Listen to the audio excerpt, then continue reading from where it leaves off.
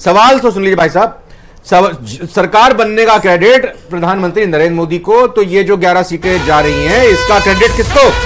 कांग्रेस को बड़ा जयपुर ग्रामीण सीट पर एक बार फिर आशीष चोपड़ा आगे बढ़ते हुए अनिल चोपड़ा माफ कीजिएगा 27,000 वोट से आगे बढ़ रहे हैं। ये अपने आप में बहुत बड़ी लीड कही जा सकती है। बड़ा उलटफेर यहां पर हुआ है जयपुर ग्रामीण सीट से। अनिल चोपड़ा 27,000 वोटों से आगे, राव राजेंद्र सिंह एक बार फिर पीछे हो गए हैं। क्या 2009 वाला नतीजा होगा? राव राजेंद्र सिंह को एक बार फिर हार का सामना करना पड़ेगा। देखना दिलचस्प होगा 27,000 वोटों का, क्योंकि दूसरा तीसरे चक्र की राउंड की अगर वोटिंग की काउंटिंग हो रही है तो ये एक फासला बढ़ता हुआ दिखाई दे रहा है। हालांकि बीजेपी ये कहेगी कि जब हमारे ईवीएम खुलेंगे तो हो सकता है, मतलब हमारे क्षेत्र की जहां हमारे वोटर्स हैं, तो ये बाजी पलट सकती है। मार्जिन बहुत ज्यादा नहीं है। विकास सुमानी, ये सवाल जो पूछा था समझ गए होंगे, जवाब दीजिएगा।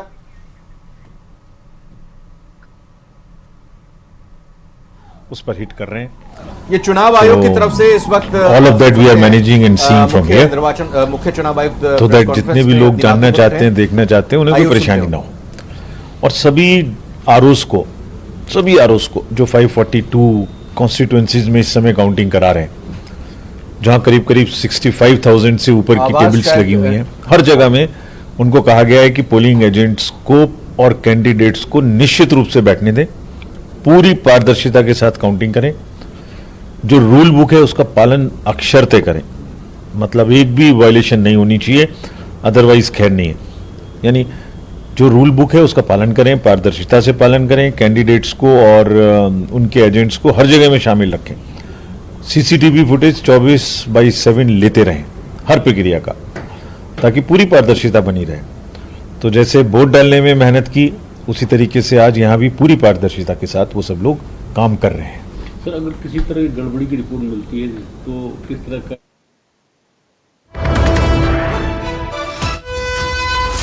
संजना जाटव लगातार आगे चल रही है और बड़ी लीड 7,000 वोट से आगे चल रही है। बड़ी बात यह है कि ये गृह क्षेत्र है भरतपुर मुख्यमंत्री का, लेकिन यहाँ पर लगातार कांग्रेस के प्रत्याशी संजना जाटव लीड बनाए हुए हैं। इसी पर मैं सवाल करता हूँ निरंजन पोद्दार जी, उम्मीद कर रहा हूँ आवाज मिल रही है। निरंजन जी, आवाज मिल रही है क्या? जी आ रही है रविंद्र। मुझे तो ऐसा लगा कि ढोल की आवाज सुनकर हमारी आवाज नहीं सुन रहे आप। आज तो एकदम बिल्कुल बहुत तगड़ा स्वागत हुआ आपका जी, ये धन्यवाद है न्यूज 18। अच्छा सर, ये बताएं, ये जो अभी रुझान देख रहे हैं और इन रुझानों के जवाब तो आप देंगे, लेकिन एक तरफ अनिल चोपड़ा आगे चल रहे हैं, संजना जाटव आगे चल रही हैं, मतलब ये उधर दूसरे तरफ दौसा से आगे चल रहे हैं। यानी जो प्रत्याशियों का चयन एक तरह से कहें कि हाँ, तो कांग्रेस तो नहीं कहेगी, लेकिन सचिन पायलट ने जो कैंडिडेट्स दिए, जहां पर प्रचार किया, वहां बढ़त बनाए हुए दिखाई दे रहे हैं। थोड़ा इस एंगल को समझाइए। देखिए रविंद्र जी, निश्चित रूप से मैं आपको परसों भी बोल रहा था कि राजस्थान के चुनावों की बात करें तो केवल हम ये कहें कि भारतीय जनता पार्टी जीत रही है, अगर हम इन शब्दों के इस्तेमाल करें तो वो केवल 6 या 7 सीटें थी। बाकी मैं बार बार कह रहा हूं 16 से 17-18 सीटों के ऊपर कड़ा संघर्ष है, जिसके अंदर 5 से 6 सीटें हारने की संभावना है। ये मैं लगातार बोलता आ रहा हूं जब से चुनाव, जैसे पहला और दूसरे चरण में चुनाव संपन्न हुआ है, तब से मैं ये बोल रहा हूं कि 17-18 सीटों के ऊपर कड़ा संघर्ष है। और उसकी वानगी अभी आपके रुझानों के अंदर दिखाई दे रही है, और अभी भी मैं अपने उसी चीज पे कायम हूं कि संघर्ष आपको ये लास्ट मोमेंट तक चलेगा। चाहे आप चूरू की बात करें, चाहे झुंझुनू की बात करें, चाहे सीकर की बात करें, चाहे नागौर की बात करें, यहां पे आप ये समझिएगा जो भी जीत हार होगी वो 10-20 हजार वोटों से जीत हार होगी। और जब लोकसभा चुनावों के अंदर 10-20 हजार वोटों से हार जीत होती है, तो आप ये मान के चलिए आखिर तक जो है उतार चढ़ाव इसी जी की तरह अलवर से अपडेट दे दे रही कि अलवर से बहुत दिलचस्प मुकाबला आ रहा है। अब ललित यादव जो आगे चल रहे थे वो पीछे हो गए।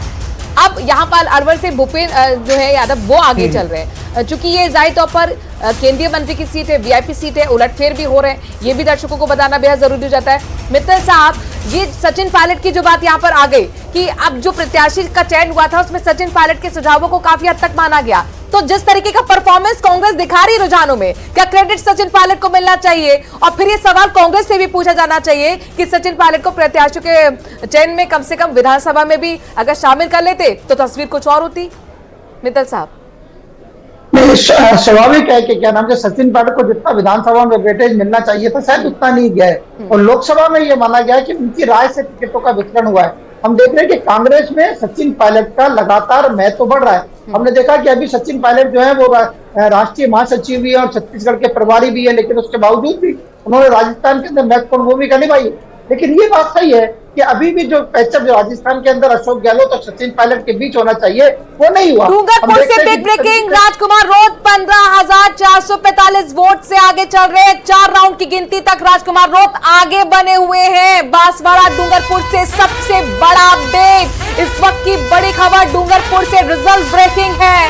लोकसभा सीट पर बीएपी पार्टी आगे चल रही है। राजकुमार रोत विधायक है और वो आगे चल रहे हैं। 15,000 की लीड लिए हुए हैं। 4 राउंड की गिनती पूरी हो चुकी है और इसमें राजकुमार रोत आगे चल रहे हैं। महेंद्र सिंह मालवीय जो लगातार यहां से जीतते आए, बीजेपी में शामिल हुए लेकिन हार रहे हैं। विकास जी, ये तो महेंद्र सिंह मालवीय की लुटिया डूबी रही है, बीजेपी का भी हाल सही नहीं कर रहे हैं। वाली बात नहीं है रविंद्र जी, मैं कहना चाहूंगा कि थोड़ा वेट करेंगे। अभी तो देखिए लुटिया ऊपर नीचे चलती रहती है। 13 सीटें और अब देखिए 12 सीटें कांग्रेस की, 13 सीटें आपकी और कांग्रेस वही कहती रही है। भाई आप 400 पार कह रहे थे, आप 25 सीटें कह रहे थे, कांग्रेस ये कह रही है राजस्थान में 1 सीट ज्यादा लेकर आएगी। और आपने जवाब नहीं दिया मेरे को जवाब चाहिए इस चीज का कि अगर सरकार केंद्र में इन रुझानों में आप बनाते दिख रहे हैं तो ये जो इतना बड़ा फासला आ रहा है इसका जिम्मेदार कौन है, इसका श्रेय किसको जाएगा? रविंद्र जी, इतना बड़ा फासला नहीं रहेगा। आप 2 बजे बाद देखेंगे फासला कम होता जाएगा। अभी ये फासला कुछ समय के लिए है, टाइम बीइंग है। कभी आप देख रहे हैं अलग अलग जो रुझान आ रहे हैं, कभी अनिल चोपड़ा आगे कभी पीछे, जो विभिन्न सीटों पे आप देख रहे हैं 27,000 वोटों से। स्थायी रूप से अभी ये मेंटेन रहे। जब देखना आप 2 बजे बाद आपको लगने लगेगा कि वापस पिछड़ने लगेगा। ऐसा कई बार होता आया है। कुछ समय के लिए जब ये आपस में फाइट होती है और जब चलता है कहीं ना कहीं कुछ सीटों पे जरूर है, तो वो कुछ समय के लिए आगे पीछे हो सकते हैं। लेकिन आपके लिए अच्छी खबर है, तय होगी जयपुर तो 2 शहर बजे बाद लगने लगेगा कि भारतीय जनता पार्टी से अधिक सीटों पर यहाँ विजय प्राप्त करेगी राजस्थान में। ठीक है, ये बड़ी खबर 45,251 वोटों की बढ़त मंजू शर्मा को यहाँ पर मिलती हुई नजर आ रही है जयपुर शहरी से। और राजेंद्र यादव भी हमारे साथ जुड़े हुए, कांग्रेस के प्रवक्ता राजेंद्र यादव जी। सचिन पायलट का जो जिक्र हम कर रहे थे, ये सवाल आपसे भी, क्या आपको यहाँ पर अब नहीं महसूस हो रहा कि सचिन पायलट को प्रत्याशी के चयन में अगर विधानसभा में भी शामिल कर लेते तो तस्वीर कुछ और होती? जिस तरह का परफॉर्मेंस आपका इस बार देखने को मिल रहा है। और बहुत बड़ी खबर आपको बता दें कि 25 सीटों के रुझानों में 13 पर बीजेपी और 12 पर कांग्रेस आगे चल रही है। ये tough neck to neck fight हो रही है, हो क्या रहा है राजेंद्र यादव जी? जी, नेक टू नेक फाइट चल रही है, आप लोग जबरदस्त मुकाबला दे रहे हैं बीजेपी को। 12 सीटों पर